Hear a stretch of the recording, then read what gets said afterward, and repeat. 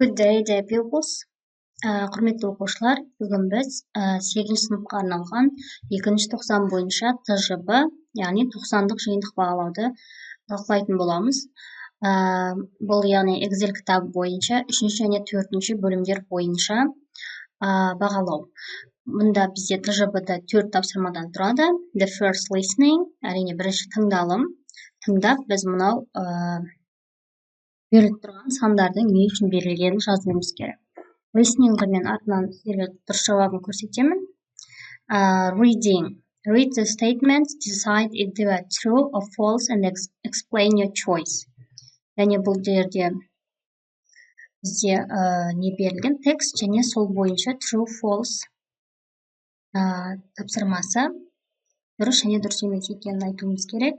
Және де тағы қосымша 3 сұрақ беріліп тұр. Сұраққа әрине өзіміз жауап беруіміз керек. Сондықтан әуелі біз аударып алайық не туралы екендігін. The power of advertising over kids. Advertising бұл реклама жасау, яғни балаларға реклама жасаудың күші. Advertising has an influence on everyone in one way or another, but it especially has had an influence on children. Яғни жалпы жарнамалау барлық адамға әсер етеді, соның ішінде балаларға. Advertising influences children's choice of toys. If a television commercial displays children laughing and playing, children think it must be a great toy regardless of the type.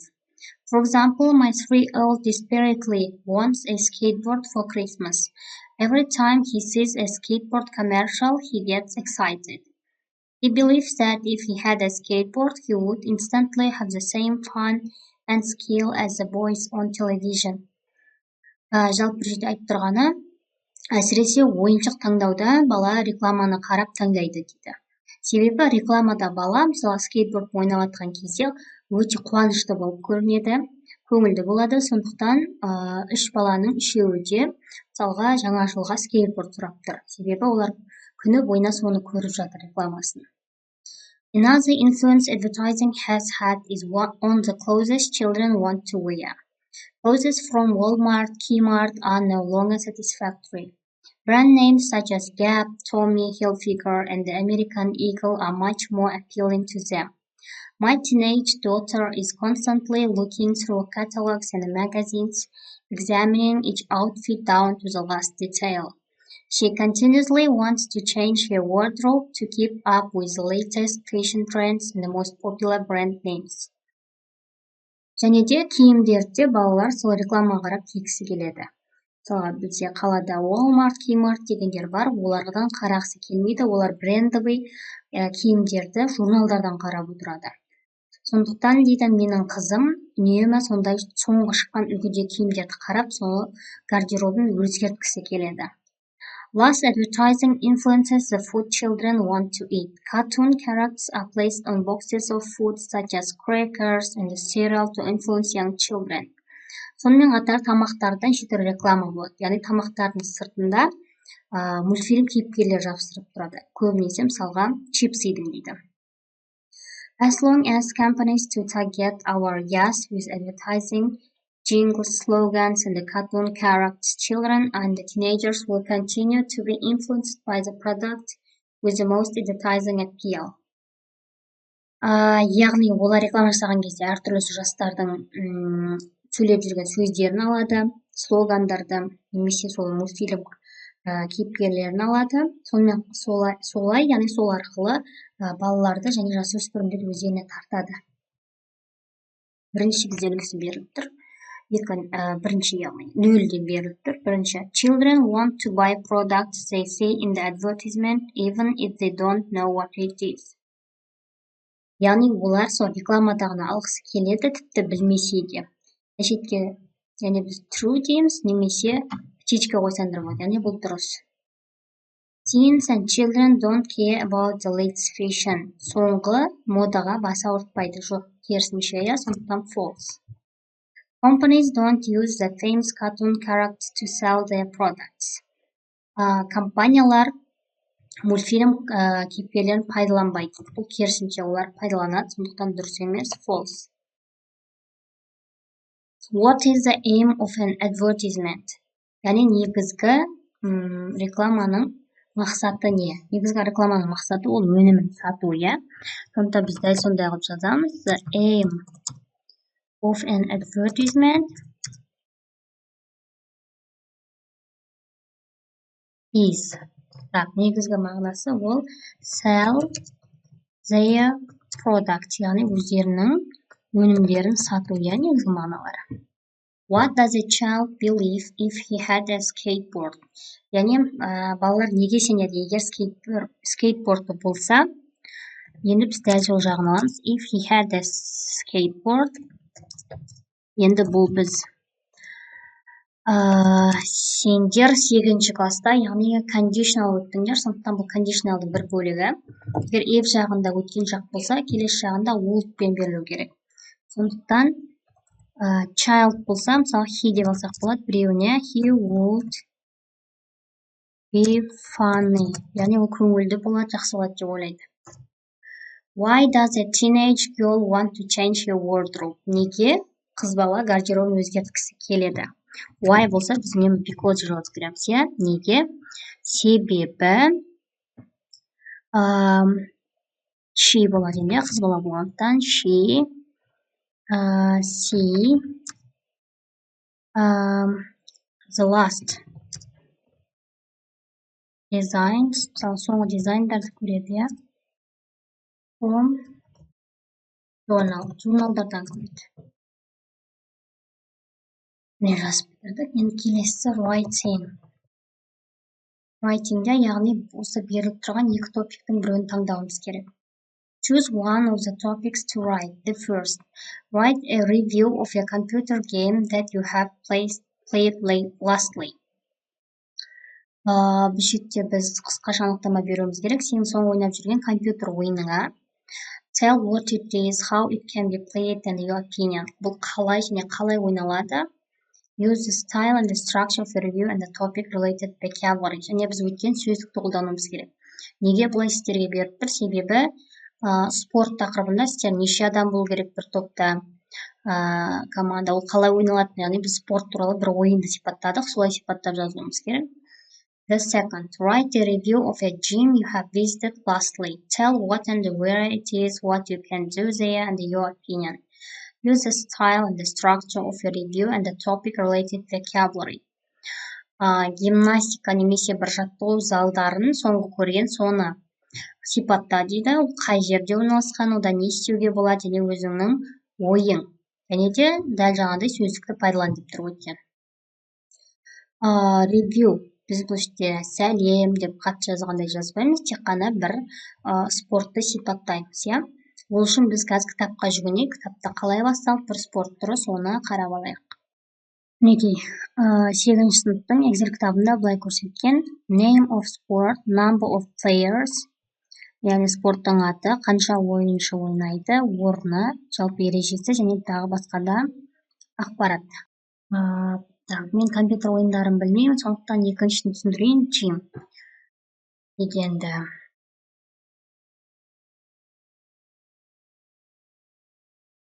I want to describe the gym.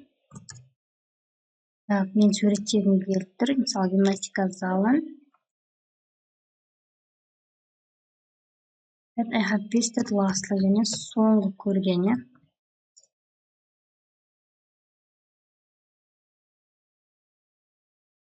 The gym is for all types of sport. Не бұл барлық түріне арналған деп айтайық. And the way it is, енді ол қай жақта орналасқан деген айтайық. It is situated. Ол қай жерде орналасқан, мысалға айтайық. In front of, бір нәрсенің алдында, in front of the stadium, стадионның алдында, типе стадионның алдында орналасқан. Ол жақта не істейміз? We can, не істей алатынымызды айтайық осы жерде. We can play tennis, do exercises. Бұлар жасаймыз, иә. Exercises and play other sports, және тағы басқа да ойындарды ойнай аламыз. Style the structure of the review and topic related vocabulary. Неке осылай қысқаша жазсақ болады, және де бұл бір ойынды сипаттасақ болады, иә. Мысалға футболды алайын. Жоқ, гимнастика залында футбол, мысалы теннисті ала берейін, иә. Tennis is my favorite sport. Деп бастайын, бұл менің сүйікті спортым. Game, favorite game деп алған дұрыс шығар, ойыным деп.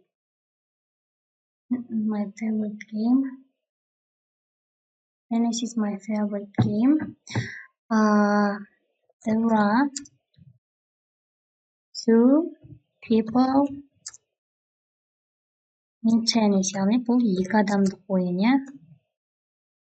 Енді бізге нелері керек? The equipments are. Яғни біз equipment деген сөзді өттік. Ол құрылғы, яғни бізге қандай құралдар керек немесе the equipment are. Equipment яғни бұл көпше түрде құралдар деп айтылады. Жоқ, ол саналатын зат есім, сондықтан S жалғай аламыз.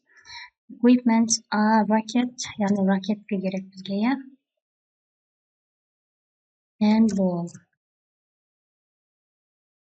Неге қысқаша сипаттадық, осылай жазамыз. Келесі тапсырма бізде speaking. Choose one card and answer the questions. You have 1 minute to prepare and 3 minutes to speak.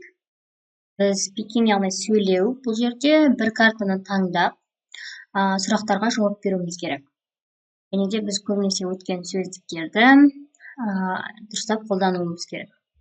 The first, do you think the news influences people too much? Сенің ойыңша жаңалықтар адамдарға сондай үлкен әсер етеді ма? Егер біз иә десек, yes I do немесе yes I think десек болады.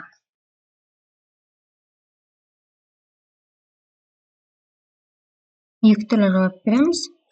Немесе no болса no I don't think. Жоқ, мен олай ойламаймын болса.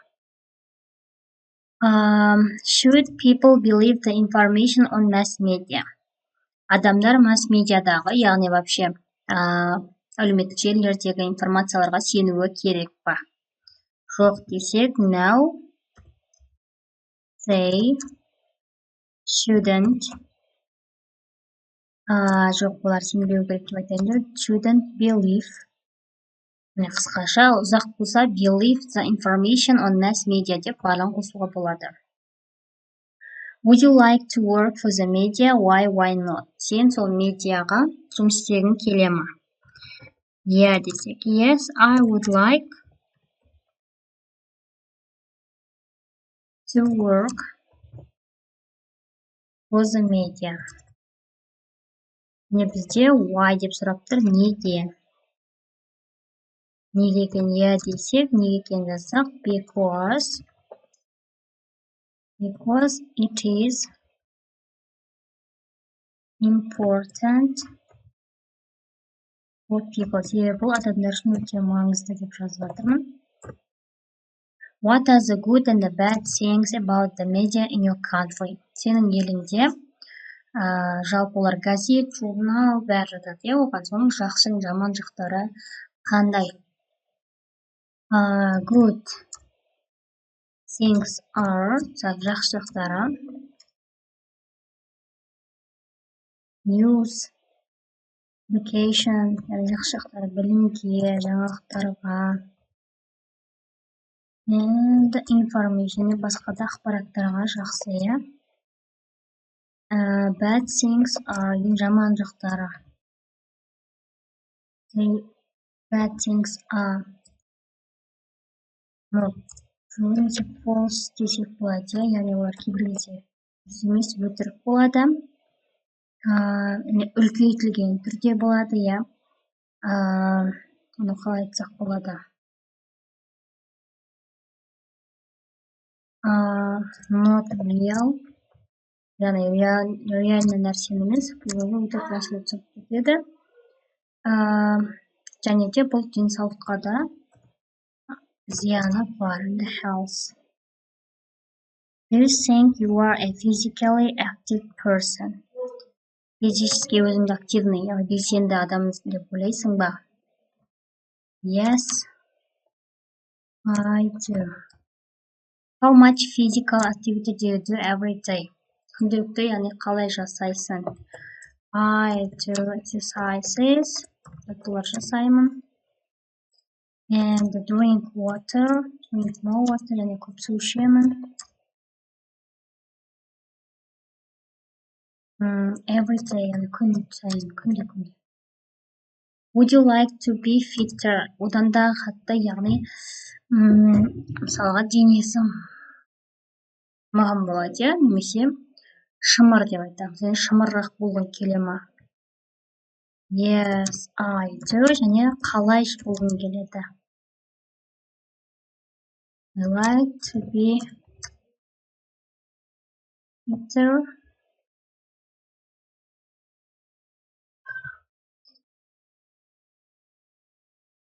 By playing games. Ойындар ойнау арқылы. What new sport would you like to take up if you could? If I could, яғни қандай спорт түрлерін, яғни жаңа спорттың қандай жаңа спорт түрлерін өзің таңдар едің. If I could,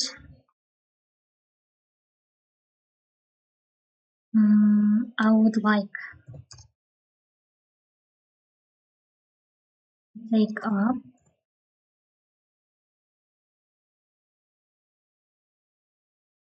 handball.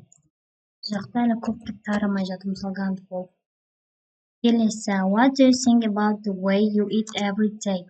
Күнделікті тамаққа не ойлайсың? I think junk food немесе fast food, is harmful, зиян деп ойлаймын. How much water do you drink every day? Күнделікті сен қаншалықты су ішесің? I drink 1.5 liter every day. Күнделікті 1,5 литрмен ішуіміз керек, Are you usually excited about trying new food? Яғни жаңа тамақты жеп көргеннен рахат аласың ба? Yes, I am. Бізде мен сұрақ қойып тұр, біз төбемен жауап береміз. Do you think your diet needs to improve? Диета дегенде бізде арықтау емес, жалпы дұрыс тамақтану деп түсінейік. Дұрыс тамақтану саған ары қарай сен дамыта ма? Yes, I agree with this. Менің ойыма келісемін. The hospitals good in your country. Біздегі ауруханалар жақсы ма? Yes, they are normal деп жазайық. Жаңадан больницалар ашылып жатыр, Have you ever been to hospital? Бұны енді әркім әртүрлі айтады. Яғни сен жалпы больницада болдың ба? Құдай сақтасын. Я болса yes, I have been. Қай жер екенін жасамай болады. Жоқ болса no, I haven't. Did you have to wait long? What was the service like? Ұзағырақ күттің бе? Қызмет қалай болды? No, I didn't. Жоқ болса, мен ұзақ күткен жоқпын. I didn't wait long. I didn't have to wait long. Ұзақ күткен жоқпын. Қызмет қалай болды? Service is like, өйткені бізде түзбемен беріп тұр. Аха, service мен етсіз қылып жазып қойдым. Так, service is like fine, тамаша болды. Were there any situations when you preferred home remedy to a visit to doctors? A visit to doctors. Home remedy бұл жерде біз үйден мысалға бұрынғы ата-бабамыз қолданған тәсілдерді қолданып жүрміз, емдейміз. Соны пайдаланған уақыттың болды ма десек, біз yes десек болады, немесе жоқ десек болады. Yes, they were. Қысқаша жауап no, they weren't.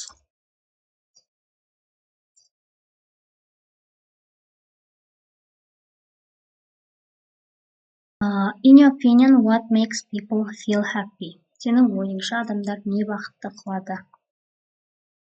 Енді, in my opinion деп жауап береміз. Менің ойымша sport makes feel happy. Спорт адамды рахаттандырады. They agree with the statement that healthy people are happy people. Адамдар бақытты ма? Yes, I agree. Мен келісемін болса. With this statement, яғни осы нәрсемен. Осы сөйлеммен. What is the difference between traditional and the non-traditional medicine? Яғни дәстүрлі және дәстүрлі емес медицина айырмашылығы қандай дейді. Біз айтайық, non-traditional, яғни дәстүрлі емес деп үйден қолданатындарымыз кейбір дұрыс емес болып шығады, иә? Біз оны дұрыстап зерттеңіз. Is not already true. Үнемі дұрыс болмайды, өйткені ол ғылыми тұрғыдан дәлелденбегендер де болуы мүмкін, иә? What are the pros and the cons of each of them? Олардың артықшылықтары мен кемшіліктері қандай дейді? Pros are артықшылықтары екеуі де емдейді дейік. Pros are both of them, яғни екеуі де. Pros are both of them емдейді. With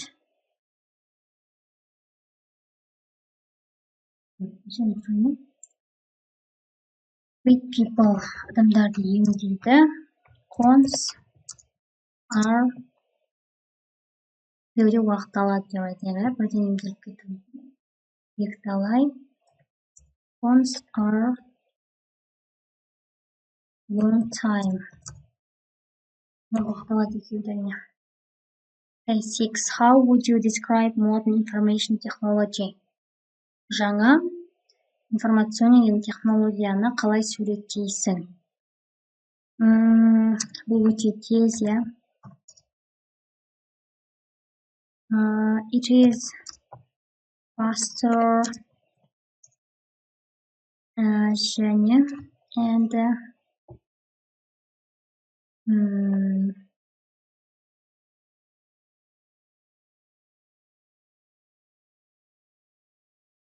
қандай деп айтсақ болады? Newer, жаңа деп айтайық. What problems are caused by modern information technology? Қандай проблемалар бар? Бұлар жаңа деп айтайық, тақырда they may be false, олар өтірікте болуы мүмкін, дұрыс емес дәлелденбеген болуы мүмкін. What new technologies are becoming popular? Қандай жаңа технологиялар? Бұлар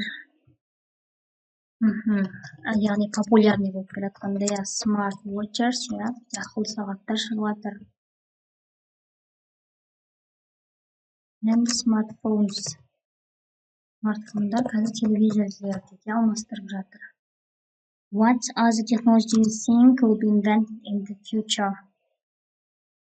Қандай болашақта шығады деп ойлайсың? It will be travel to space. Ғарышқа адамдар ұша бастайтын шығар деп ойлаймын. Енді бірінші тапсырмада listening болған еді, оның дұрыс жауаптары мінекей. was the first Grand Prix race. Яғни бізде сандар беріліп тұрған еді, иә. Біріншінің жауабы had to pay. Біріншісі Grand Prix race, яғни бұл бірінші жарыс болатын. Race бешекте атпен жарыс болуы мүмкін және машинамен. Екінші had to pay for breaking an agreement. Яғни ол ережені бұзса, оған ақша төлейді. First accident, бірінші авария болған. Car accident, broke his leg. Яғни осындайыншы жылдары ода авария болған машина және ол аяғын сындырып алған. Won the race, яғни Австралияда ол ұтты жарыста және Малайзияда ұтты 6-шы. Listening бойынша дұрыс жауаптары осылар, ал қалғандарын бәрін мен жаңа түсіндіріп өттім. Неліктен true, false, false деп жазылған, дұрыс екен, және де қалғаны мінекей тұр. Оған да жаңа біз жауап беріп кеттік.